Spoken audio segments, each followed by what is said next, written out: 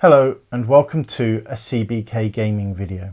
Join us as we discuss and review Zombicide Black Plague along with the myriad expansions, add-ons from the Kickstarter campaign.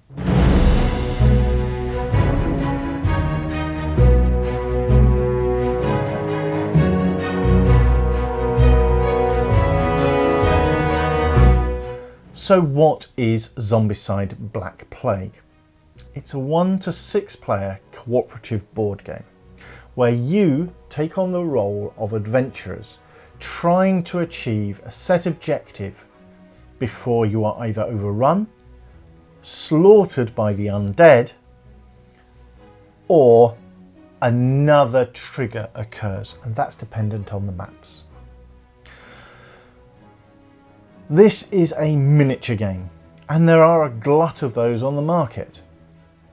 Why is this one so good, and why does it belong on your shelf, in your collection?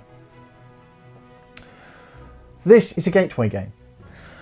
It is a game that you can easily play, with each game taking between an hour to 2 hours, that is the longest I think we've experienced playing the larger maps. With the smaller maps, the starter map, taking half an hour. The miniatures are good fun. It encourages people to paint. We know people that haven't painted any miniatures for a very long time, bought Zombicide or Green Horde and just sat down and painted miniatures. That's a great thing in itself. We haven't felt the draw to do so with Zombicide. We prefer painting things like Folklore or Lord of the Rings. But we want to get round to painting some of our favourite figures and the base miniatures. There are just so many as we have the Kickstarter variant and all the expansions. Looking at the components, the game is very well made. We have purchased some replacement items. So we've replaced the card tokens with the plastic tokens. We've replaced the card tokens for the doors with the plastic doors. These all add longevity to the game and make it pop on the table. Having the doors really does make a difference, and we use those doors in other games. You will have seen from our pictures on Instagram, we use them in Mansions of Madness, for example, and they make a big difference. We've used them in Folklore. They just help that dungeon or that game feel a little bit more immersive. The miniatures, they're well made, they look good, they've got better over time. Some of them can be, there isn't much detail on them, but they do what they need to do. You can clearly see the different types. So you have runners, fatties, walkers, a necromancer and an abomination.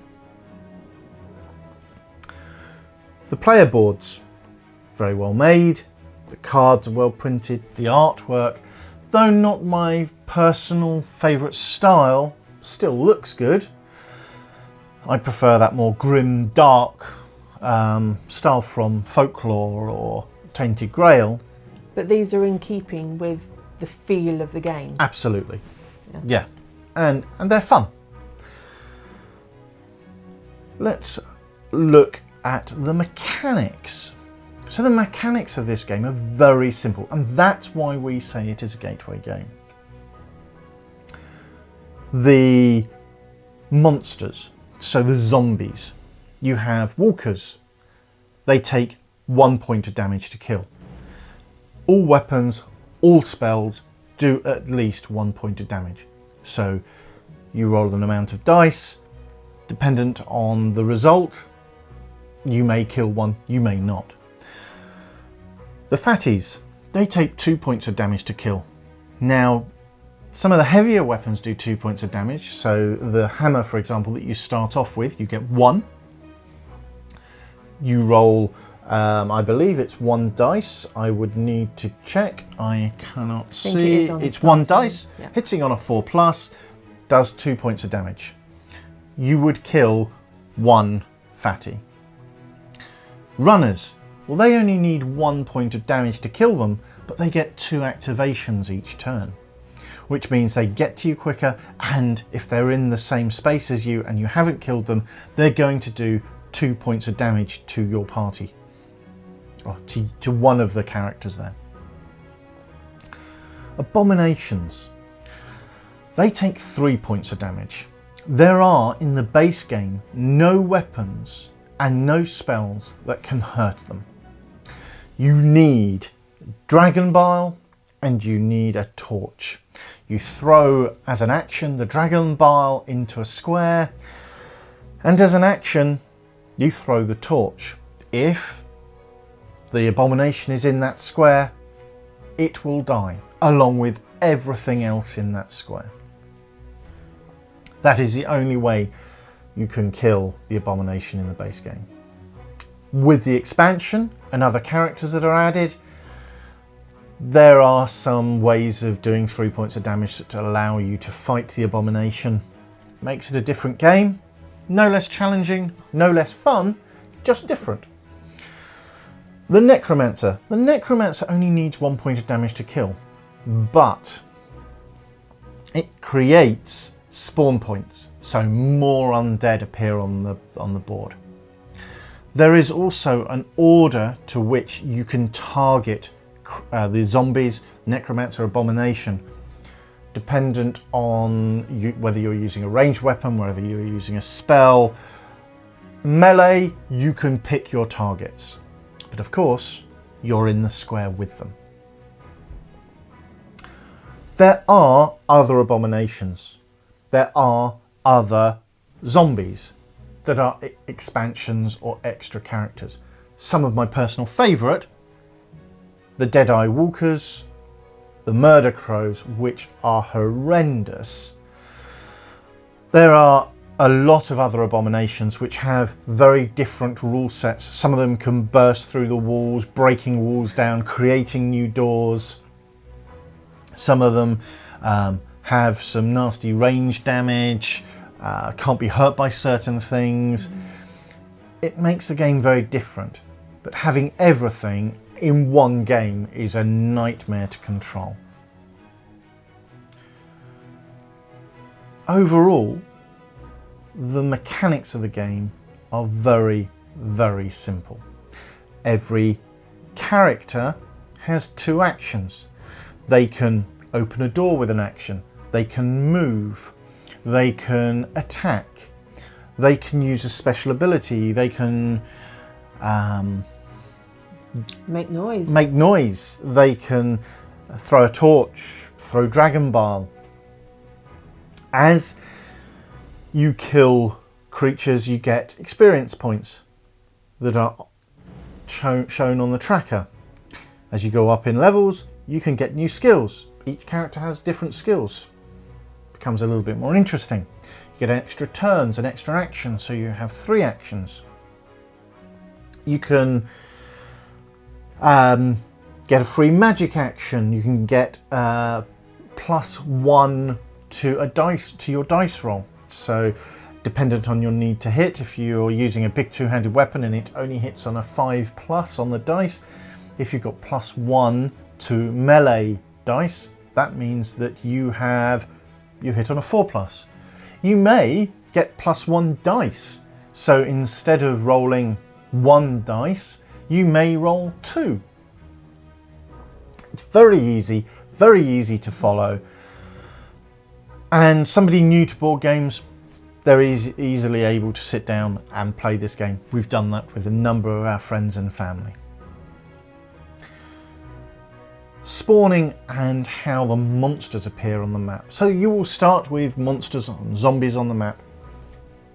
Once all the players have been, there are spawn cards that are yellow, and I always get these mixed up with the red backed cards, because to me the monsters are red, not yellow. But you turn these cards over and you will see different numbers based on blue, yellow, orange and red. That is based on the amount of experience points the players have. So the player with the highest experience score determines what is spawned. So you need to make sure that you're all progressing at around the same level. If somebody rushes off and gets into the red area, the highest amount of experience, yes, they're going to have a lot of skills, but if everybody else is in the blue area, they're going to be a lot weaker. And the zombies are going to be spawning differently. For example, this card states that on a blue spawn one runner. It's one zombie. They're nasty, but you can kill them. On the yellow and orange, you spawn 3 walkers. On the red, you spawn 6 walkers. Where this gets nasty is each spawn point will generate one of these cards. You have a limited pool of monster miniatures. You have 35 walkers. You have 14 fatties and 14 runners. 1 abomination and 1 necromancer. If at any time you run out of these miniatures, and when you're drawing in the red, that's very easy to do, all that miniature type, so in this case the walkers, all walkers on the map get an extra activation. That's where it becomes quite thematic, that you are being overrun by this endless barrage of walking dead. And it gets quite tense at times. But it's nice, it forces that cooperation side of the game, that you've all got to work together and think about what's going to happen at the end of the round, who's going to finish in what square. Is there a chance that the walkers or the runners are going to get an extra activation? So do we need to get more people into this square to work together, or can a different player make noise and distract them and pull them away? And it brings that cooperation into play then. It really does. On top of that, there are mechanics for how these zombies move. If they can't see you, they're going to move towards the most sound. You've just been fighting. You've just been casting spells to kill these monsters. Well, those spells have a vocal component, so you need to place noise. Each player miniature represents 1 noise token. So if you're all in the same spot, it's most likely going to draw all the zombies to you. But you may not want that to happen. So you may come up with a plan that some of you will go to another location and make noise, drawing the zombies to you, so that your other players can either ambush them or perhaps sneak into a building and get that vital objective. It is a very cooperative game, as you have just said. And it's that playing style, working together, trying to get that final objective, that makes this a good fun cooperative game, that makes it good fun to play with friends and family. You don't need to think too much, so it's good fun to sit down with a few beers, rum, have a nice meal. It doesn't take long to play, and you can remember which maps you've played. And because when you choose, you might do them in order. When you choose, say, to move on to the next map, once you've completed the one you're on, none of the skills, none of the items that you found remain. You go back to the beginning. They can be frustrating for people that like campaign games, but it works for this game. And perhaps in the future we may see a campaign, but it needs to be properly worked out and not tacked on in the way that Massive Darkness feels. So until we see a good campaign scenario for Zombicide, at the moment it remains single games that are interwoven in a story. Other things to say about the mechanics can change. So we've explained that an abomination in the base game needs to be killed with a torch and dragon bar, and that if you add some of the Kickstarter items, the expansions, you're able to fight him and actually kill him with a sword or a hammer or two-handed weapon. If you add the murder crows, if you add the dead-eye walkers, again, that adds a whole new level of complexity to the game, but it seriously increases the number of cards that you're drawing from. If you add all the items, suddenly the deck of cards becomes quite large. You've got all these character cards with different skills, different abilities, some of them much more overpowered than others, and actually ridiculously overpowered to the point that we don't relish playing with those characters. For example, having regenerate, so you gain any wounds back that you've taken. Each player only has a limited number of wounds, so that's very overpowered, being able to regenerate those wounds. Overall, what do you think? I absolutely love this game. It's an easy one to pick up, but at the end of it you feel that you've had an epic adventure, and you can remember evenings. I can remember our friend Matt playing one of the wizards and just standing in a doorway holding off this horde of spell after spell after spell, while the rest of us are trying to run through the maze of the building to get to the objective. And I can just remember that evening because it was just so incredible. And that's what you get from this game, but from such easily to understand rules and mechanics that anyone can pick up, but you have this massive game with it. And it's wonderful, and the expansions do change it. So you never get bored of this.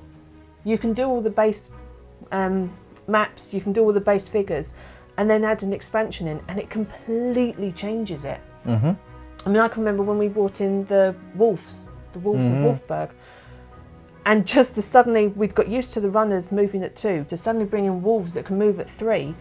They only move 1 additional square, but that was a game changer for us to start with.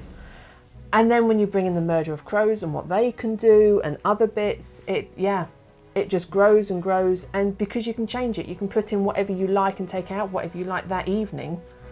It's never the same game. Should also be pointed out, you can add extra players. So there are rules for adding more players. We've got 12 of these boards, so technically you could have 12 players. I don't think I'd want to do that, but certainly we've played this with 8 players and it worked very well, especially with the extra rules.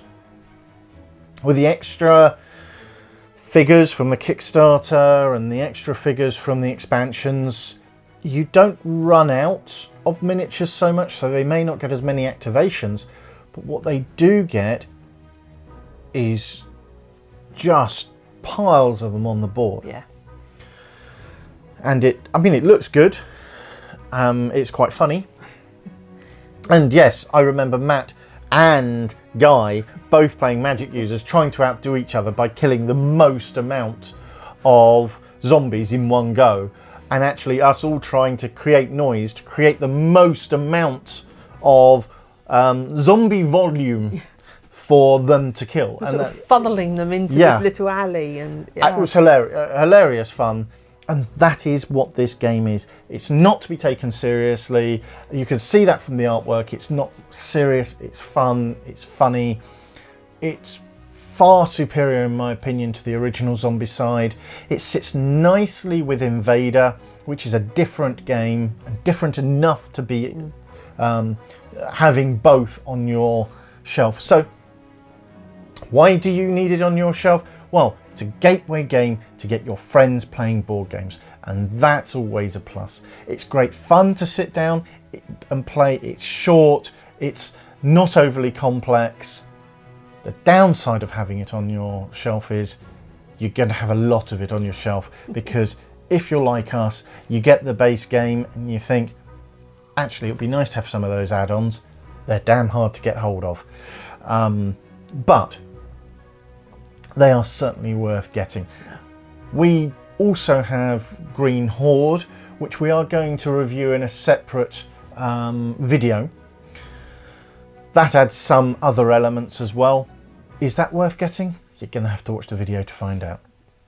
But this to me is a 9 out of 10 in our scores. It's as good as games that we play that are more complex, but for different reasons.